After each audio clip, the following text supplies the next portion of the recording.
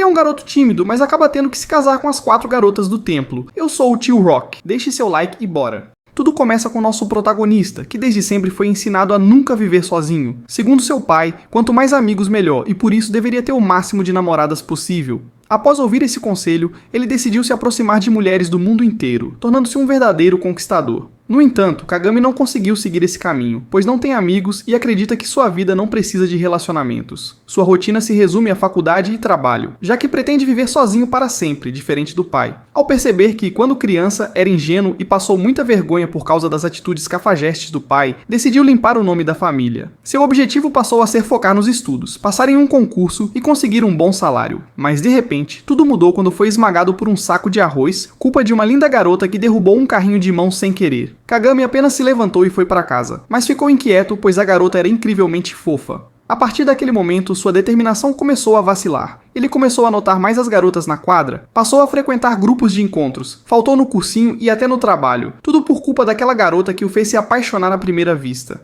Quando percebeu, já estava demitido e corria o risco de perder sua posição na faculdade. Era como se fosse a maldição da família Kagami. Ao receber outra ligação para sair, decidiu que a única solução era trancar a matrícula e virar um monge. Ele aproveitou que seu tio era sacerdote e partiu para o templo, buscando uma mudança drástica para se colocar novamente na linha. No entanto, ao chegar lá, foi surpreendido. Quem o recebeu foi justamente a linda garota que o encantou. Ela também ficou desesperada ao vê-lo ali, achando que tudo não passava de uma brincadeira do destino. Kagami, por sua vez, começou a duvidar da própria sanidade, pensando que estava tendo alucinações de seus desejos. Logo depois, a garota apareceu vestindo um elegante kimono e se apresentou como Yuzuki. O protagonista até tentou fugir, mas tropeçou de maneira dramática, tendo uma visão maravilhosa antes de quase perder o controle. No desespero, acabou soltando um pedido de casamento, deixando Yuzuki completamente confusa. Após essa situação embaraçosa, os dois apenas foram tomar chá. Kagami esperava encontrar um mestre idoso, mas descobriu que ele estava ausente e que Yuzuki achava que ele só chegaria no dia seguinte. Ela começou a fazer perguntas sobre ele, suspeitando que fosse um fiscal de admissão disfarçado. Para testar a situação, Kagami disse que era uma mulher, apenas para ver a reação dela. Yuzuki continuava sendo incrivelmente fofa, e então, para não se perder em pensamentos indevidos, Kagami deu um soco em si mesmo e saiu para dar uma volta. Durante o passeio, viu um gatinho preso e tentou ajudá-lo, mas acabou ficando preso no lugar dele. Enquanto isso, Yuzuki estava ao telefone com Kiki, comentando que o rapaz do casamento arranjado havia chegado um dia antes e de repente a pediu em casamento. Para piorar a situação, o tal noivo estava com Kiki, deixando Yuzuki ainda mais perdida. Foi então que Tsuyu apareceu e, ao ver Kagami coberto de sangue por causa do incidente com o gato, gritou que um ser maligno havia surgido no templo.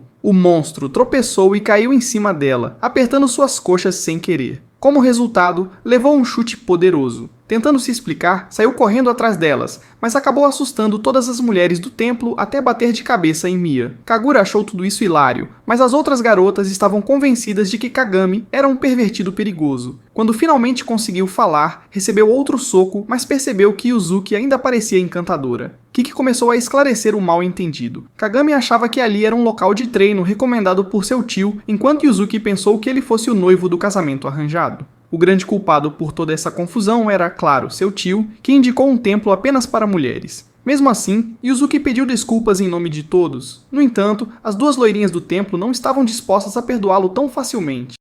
Para resolver tudo, Kiki decidiu que Kagami poderia ficar ali treinando por um tempo, mas apenas para ser usado em serviços braçais. Algumas garotas não suportavam a ideia de viver com ele, e ainda soltaram alguns comentários provocativos para Yuzuki.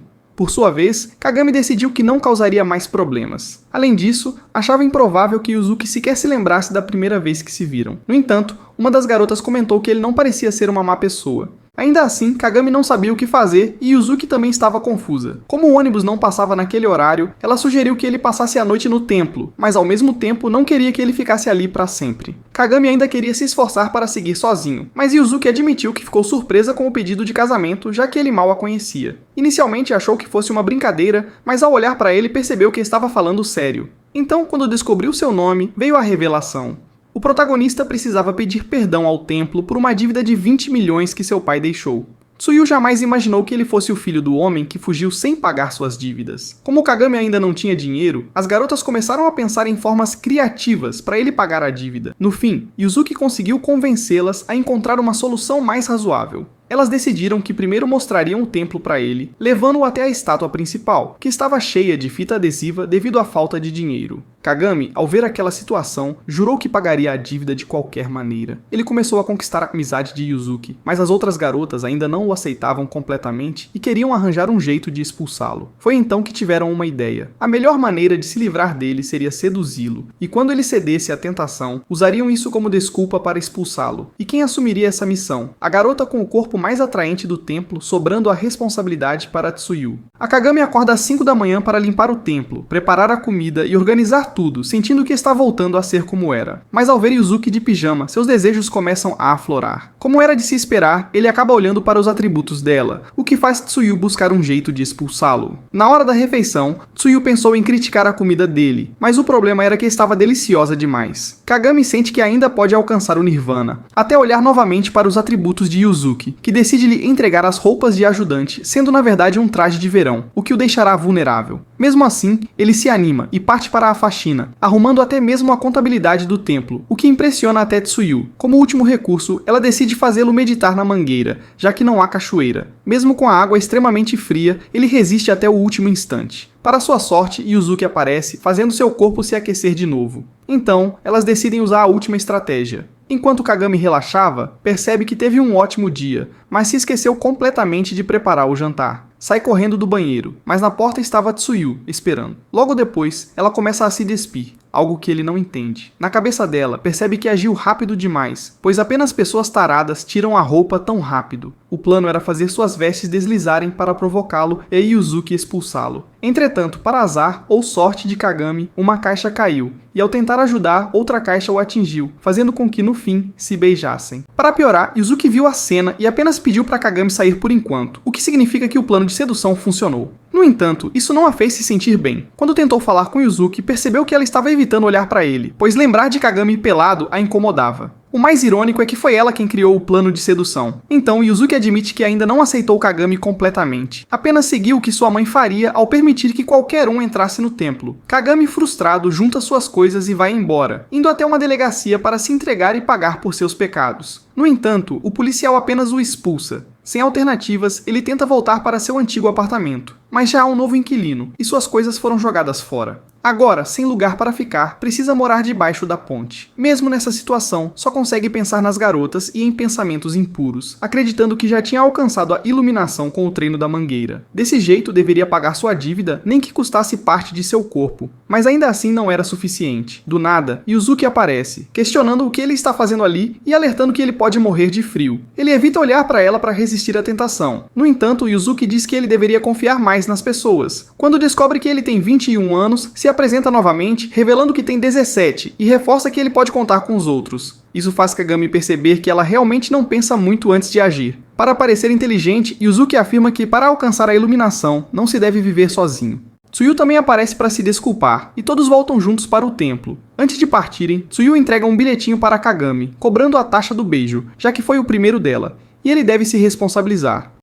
Ao retornar ao templo, Kagami pede novamente para aceitarem sua presença. Mia não acredita que Tsuyu permitiu isso, já que tem problemas com ele. Enquanto as garotas vão tomar banho, Kagami decide cozinhar e Kurage resolve ajudar. Enquanto preparam a comida, ele não consegue parar de pensar em Yuzuki e deseja conhecê-la melhor. Sem querer, fala isso em voz alta, o que faz Kurage dizer que desejo não é algo ruim, pois é humano. E até Buda teve um filho. Além disso, até Yuzuki pode ser uma assustida. Ela brinca dizendo que provocar os outros era um hábito antigo de Yuzuki. Mas depois daquele dia, ela virou perfeita. Tsuyu também amadureceu, mas desde que Kagami chegou, todas voltaram a se distrair, o que a faz feliz. Como presente, Kurage decide mostrar tudo sobre elas, mas era brincadeira. No entanto, ela o faz abrir a porta do banheiro, revelando duas deusas como vieram ao mundo. Por mais que tenha sido um acidente, agora Kagami tem outra inimiga, Mia. Para ela, o templo se tornou um lugar depravado por culpa dele, por isso decide desafiá-lo. Caso ele perca, será castrado. Uma ótima notícia para as garotas que acham ele perigoso. Caso não consiga se resolver com Mia, terão que resolver a situação na base dos punhos. Mia se apresenta como Mia Christop e afirma que é o pai de Kagami.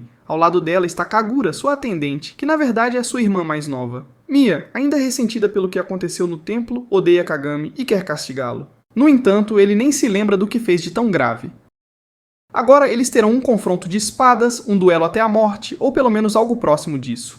Ao iniciar a batalha, Kagami percebe que Mia está séria, mas ele não pode feri-la, então decide usar sua técnica secreta, parar a lâmina com as mãos. Antes que possa executar seu ataque, Kagura nota que uma faixa do traje de Mia está solta e a puxa sem pensar, revelando parte de seu corpo. Mesmo assim, Kagami não para seu golpe e acaba pegando no dela. Mia morre de vergonha e com isso perde a batalha. Então Kagerola pegou um manual de penitências e escolheu uma delas. Mio estava pronta para cumprir a punição, mas Akemitsu pediu para que ela não o fizesse, pois tinha outra ideia em mente. Maya questionou o que seria, e ele apontou para o livro dizendo que havia muitas coisas que queria ver, e pediu que o deixasse ficar com ele por uma noite. Mia imaginou que ele se referia aos planos dela, então saiu correndo do quarto. Naquela noite, enquanto Akemitsu estava deitado, Mia entrou no cômodo e montou sobre ele. Disse que tinha vindo receber a penalidade, depois tentou sufocá-lo com seus travesseiros naturais. Pensando estar sonhando, Akemitsu decidiu aproveitar, mas parou ao perceber Kagura filmando tudo na porta. Imediatamente empurrou Mia de cima dele e falou que ela não precisava agir como uma boneca de carne de Distrito Vermelho para manter o livro longe dele. Naquele instante, a garota de raciocínio lento entendeu que o que ele queria desde o começo era o livro. Então fugiu, envergonhada. Ao sair, decidiu se esconder no depósito e meditar. Mas ao chegar lá, encontrou Kemitsu esperando. Sem querer ficar nem mais um segundo com ele, tentou sair, mas descobriu que a porta estava trancada por fora. Sem saída, começaram a conversar e Mia contou que tinha vindo ao Japão para escapar de sua família e do estilo de vida aristocrático. Relatou que a mãe queria que ela tivesse o máximo de diamantes, mesmo sem ser seu desejo. Ao terminar, percebeu que Akemitsu chorava e perguntou o motivo. Ele respondeu que era porque suas vidas tinham muito em comum. Depois de se aproximarem por suas desventuras, Akemitsu sugeriu que seguissem juntos o caminho da iluminação, e ela aceitou. Logo depois, Kageura destravou a porta e disse que poderiam passar o resto da noite praticando penitências. Na manhã seguinte, enquanto Yuzuki limpava o chão, Kiki entrou na sala e lembrou-a de que seu encontro matrimonial era naquele dia. Assustada, Yuzuki pegou suas coisas e saiu do templo às pressas. Ao chegarem ao ponto, o ônibus já havia partido, então Akemitsu pegou emprestada uma scooter. Infelizmente, ela ficou sem combustível, e acabaram subindo na traseira de um caminhão, pois Yuzuki o confundiu com o ônibus. Ela começou a desanimar, mas Akemitsu pediu que vestisse o kimono, pois pediria o caminhão ao motorista no próximo sinal vermelho. Como prometido, conseguiu o veículo. Ao chegarem, ele o bateu em uma árvore, mas saíram ilesos. Antes de entrar no templo, Uzuki agradeceu a Akemitsu por trazê-la. Enquanto ele pensava no futuro, uma freira surgiu do nada e o arrastou para dentro, achando que trabalhava ali por causa das roupas. Pouco depois, Uzuki conheceu Hun, seu pretendente, e ao se apresentarem, viu Kemitsu varrendo o pátio, e Uzuki tentou sinalizar para que ele saísse, mas o teimoso ignorou. Em vez disso, resmungou mentalmente por não suportar vê-la com o rouba-berços de óculos, mas tentou ignorar. Depois percebeu que sua presença a deixava nervosa e tentou se afastar. A freira que o puxara fez sinal para ele se aproximar. Então ele descobriu que seria responsável pelo encontro de Yuzuki e Roni, pois o casamenteiro adoecera. Akemitsu desejou sumir dali, mas se recompôs e iniciou a reunião. Perguntou a Roni sobre preferências e hobbies. Cada resposta perfurava seu coração, pois imaginava Yuzuki nessas situações, até tossir e desmaiar.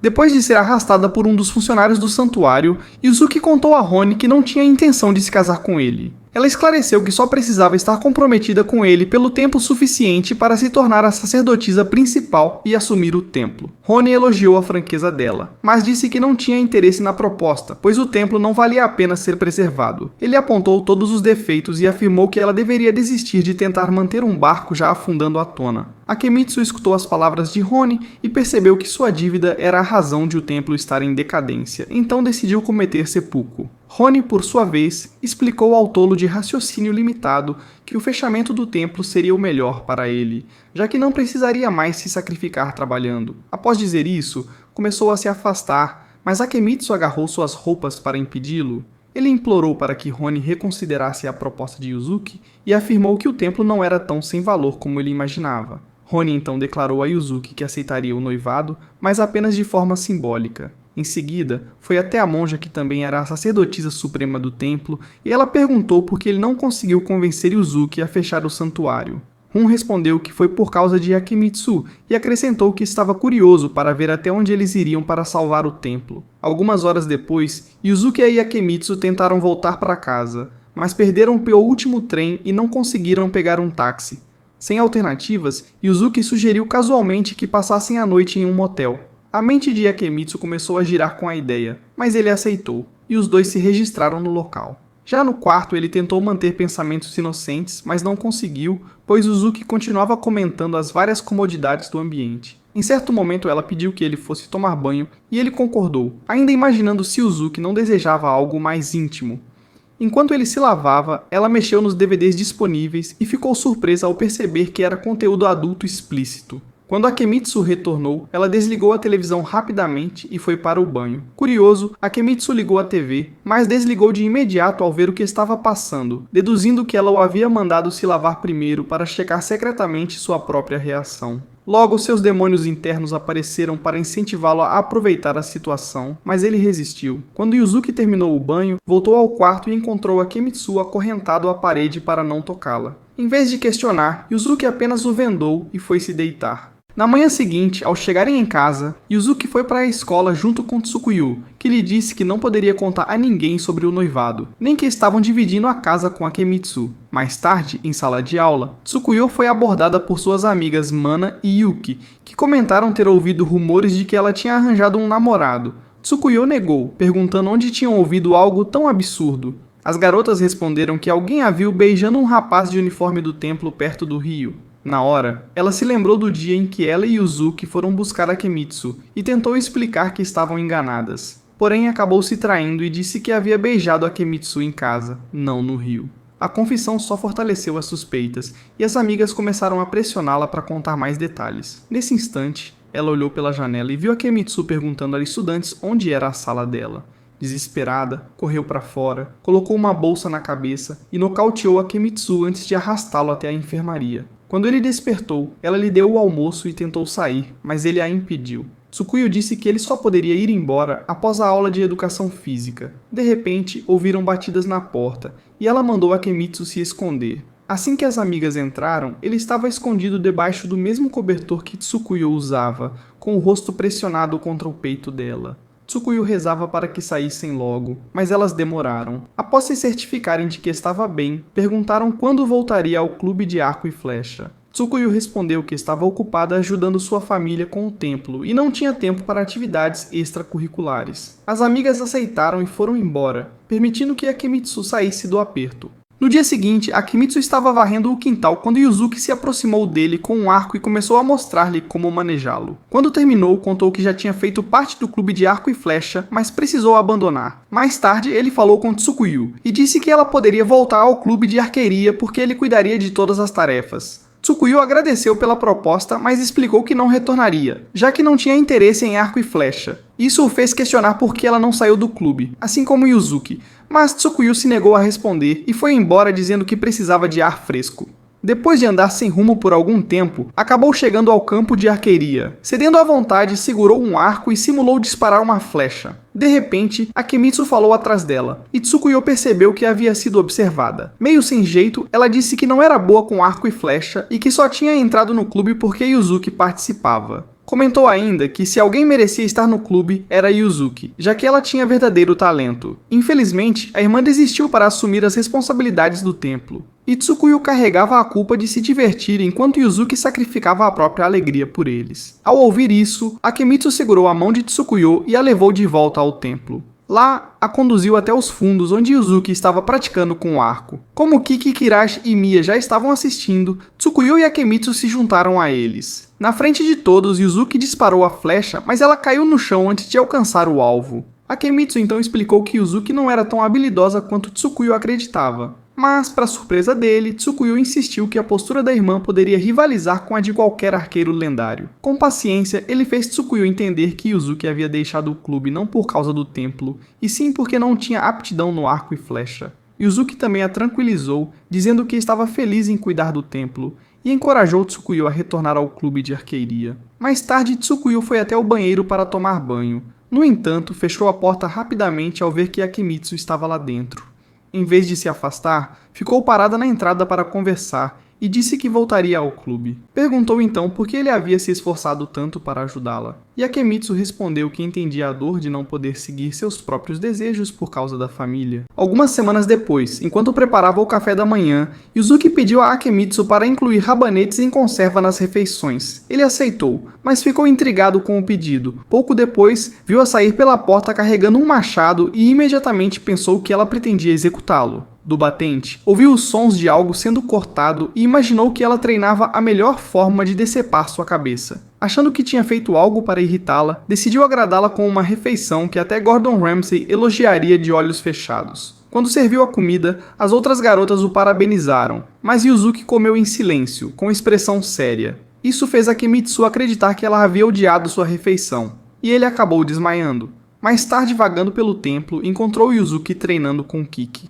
Quando terminaram, Kiki explicou que estava preparando Yuzuki para aprender técnicas necessárias a um sacerdote. Entre elas, cortar madeira como um lenhador experiente e comer em silêncio sem mastigar alto. Aliviado, Akemitsu percebeu que Yuzuki não era uma assassina secreta com machado e que ainda apreciava sua comida. Kiki então perguntou se ele queria treinar junto de Yuzuki, e ele aceitou animado, ainda mais quando Yuzuki comentou que ter um parceiro de treino a motivaria a melhorar. De repente, Mia entrou e implorou para treinar com os dois. Kiki permitiu, e Akemitsu disse entusiasmado a Mia que fariam o melhor trio de treinamento de todo o anime. Mais tarde, quando Tsukuyo voltou da escola, Akemitsu e Mia contaram que estavam em preparação para se tornarem sacerdotes. Tsuko explicou que o processo não seria simples, pois eles precisariam passar pelo Tokudo. Surpreendentemente, os dois novatos confusos diante dela não faziam ideia do que era Tokudo. Então decidiram perguntar a Kiki sobre isso. Kiki explicou que o Tokudo era uma das etapas necessárias para que um candidato a sacerdote completasse antes de se tornar um sacerdote principal. Esse processo envolvia estudar cânticos, ou melhor, sutras,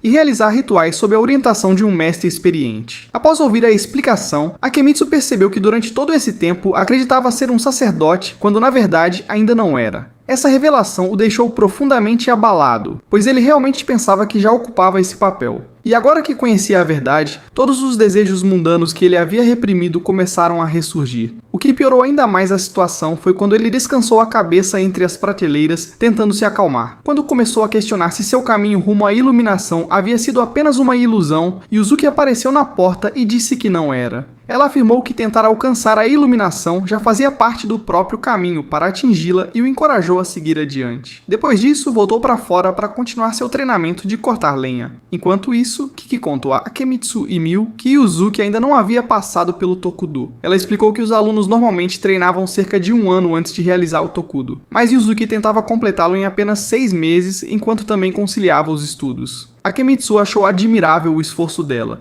e como não queria ficar para trás, aproximou-se e perguntou se podia treinar ao lado dela. Yuzuki concordou. Foi então que Karuga apareceu acompanhado de Ron, que pediu para conversar com Kiki, Akemitsu e Yuzuki. Durante a conversa, ele chocou a todos ao anunciar que Yuzuki precisava passar pelo Tokudo dentro de 3 meses ou ele cancelaria o noivado. No dia seguinte, Kiki disse aos alunos que se preparassem para treinar mais duro do que Goku, porque precisavam mostrar àquele burro arrogante, também conhecido como Ron, que eram melhores do que ele. Antes de o treino começar, ela os instruiu a não usarem roupa íntima, pois a que tinham não era branca. Depois disso, ela os fez praticar meditação, ensinando-os a endireitar a postura e acalmar a mente. Disse que se não conseguissem se concentrar, levariam uma pancada com a régua. E foi exatamente o que aconteceu com Yuzuki e Miu. Essa repetição constante acabou fazendo Akemitsu perder o foco. A tarefa seguinte foi copiar sutras. Akemitsu se destacou nessa atividade, pois já havia trabalhado em uma escola de caligrafia. Quando Kiki se desculpou para ir ao banheiro, pediu que Akemitsu ajudasse Yuzuki com a escrita. Akemitsu se aproximou dela, mas novamente ficou distraído ao olhar para seu busto, fazendo o tinteiro cair sobre sua própria virilha. Miu tentou ajudá-lo a limpar a mancha, mas começou a ter pensamentos impróprios ao lembrar que ele não estava usando roupa íntima.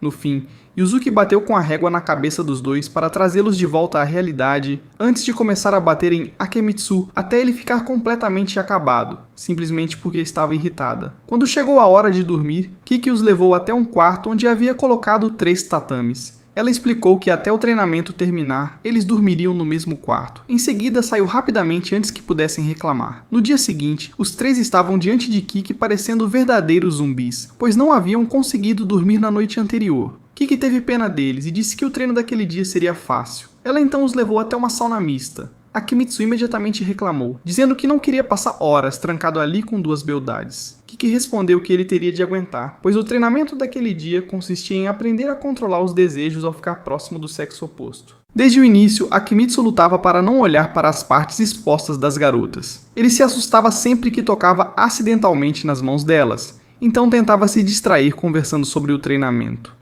Durante a conversa, Miu e Akimitsu acabaram revelando alguns de seus desejos secretos. Quando perguntaram a Yuzuki se ela também tinha algum desejo oculto, ela respondeu que não. Na verdade, estava envergonhada demais para admitir que muitas vezes pensava na atração de Akimitsu e no vídeo que havia visto no Love Hotel. Os dois tolos acreditaram no que ela disse e declararam que ela era o modelo de disciplina deles.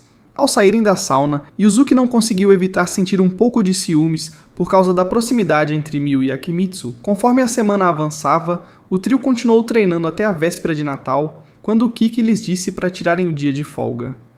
Akimitsu não gostou muito da ideia, pois a lembrança da véspera de Natal sempre o assombrava. Acontecia que seu pai costumava trazer suas amantes para casa todas as vésperas de Natal, e as mulheres inevitavelmente acabavam discutindo, o que sempre terminava em grandes brigas. Yuzuki sentiu pena dele e o convidou para fazer compras de Natal com ela para distraí-lo. No shopping, visitaram várias lojas e fizeram algumas coisas juntos antes de entrarem em uma loja que vendia itens para templos. Yuzuki já conhecia o local, pois a loja pertencia à família de seu senpai. O senpai de Yuzuki mostrou a eles algumas contas de oração que casais costumavam comprar, pensando que os dois eram um casal. No entanto, Akimitsu rapidamente esclareceu que eram apenas amigos. Essa suposição fez Yuzuki corar tanto que ficou vermelha como um caminhão de bombeiros. Enquanto isso, os outros estavam tomando chá no templo e conversando sobre o quanto suas vidas haviam mudado desde que Akimitsu se mudou para lá. Eles estavam felizes com a forma como tudo havia evoluído, e disseram que estavam contentes por seu plano de expulsá-lo não ter dado certo.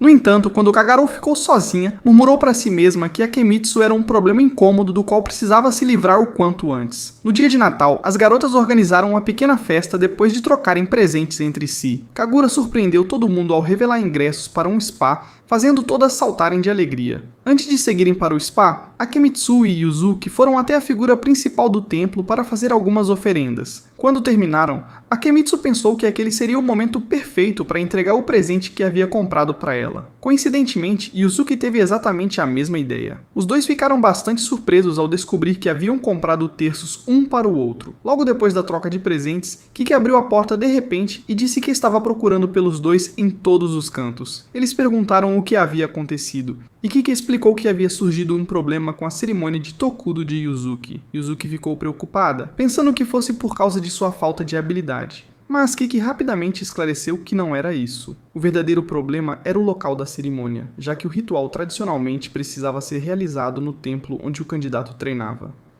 Quando chegaram ao spa, Kagura pediu que todos pegassem suas toalhas na recepção. No entanto, Akimitsu percebeu que havia um espaço separado preparado especialmente para ele. Depois de pegar a toalha, ele recebeu uma bebida de boas-vindas e foi conduzido para uma parte isolada da pousada. O que ele não sabia era que sua bebida havia sido misturada com um forte energético. Mais tarde, enquanto as garotas relaxavam em um banho ao ar livre, elas não perceberam que Akimitsu estava escondido atrás de alguns arbustos. Aconteceu que ele havia entrado primeiro no local, mas quando ouviu as meninas chegando, se escondeu por impulso, e agora tinha medo de que pensassem que ele era um pervertido. Quando tentou escapar discretamente, percebeu que Kagaro estava observando tudo, e ficou com medo de que ela o denunciasse. Surpreendentemente, ela não fez isso. Em vez disso, perguntou às meninas o que fariam se descobrissem que Akimitsu estava espionando elas. As garotas admitiram que ficariam extremamente irritadas com ele, e Kagaro comentou que a raiva delas seria compreensível, pois espiar alguém era uma clara quebra de confiança. Yuzuki então disse que, caso o encontrassem escondido ali, pelo menos lhe dariam uma chance de explicar a situação. As outras concordaram. Ao ouvir isso, Akimitsu ficou tão aliviado que começou até a chorar. Ele decidiu sair do esconderijo e explicar tudo honestamente. Porém, no momento em que apareceu a luz, a toalha que estava presa em sua cintura caiu no chão, e as garotas ficaram completamente chocadas ao ver seu pequeno soldado em posição de sentido. Naturalmente, elas o puniram por sua indecência, mas ainda assim ouviram sua explicação e acabaram perdoando-o. Em parte porque entenderam o mal-entendido e em parte porque ficaram um pouco impressionadas com o físico dele, mesmo tentando disfarçar. Quando chegou a hora de irem embora, Kagaro disse que queria ficar mais um pouco dentro da água. Mia também comentou que ficaria. Quando Akemitsu tentou sair, Kagaru lembrou de que ele ainda precisava lidar com o problema que estava carregando. Sem muita escolha, ele permaneceu ali e decidiu usar o banho interno dessa vez, tentando evitar mais confusões. Enquanto estava na água, tentou entender por que ainda continuava animado. Foi então que Kagaru entrou silenciosamente, sem que ele percebesse, e se ofereceu para ajudá-lo. Ela o empurrou para o chão e começou a sussurrar palavras provocativas em seu ouvido. Porém, antes que a situação pudesse ir mais longe, Kagura acertou um golpe na ferramenta dele para fazê-la abaixar. A reação inesperada de Akemitsu à provocação a deixou visivelmente frustrada.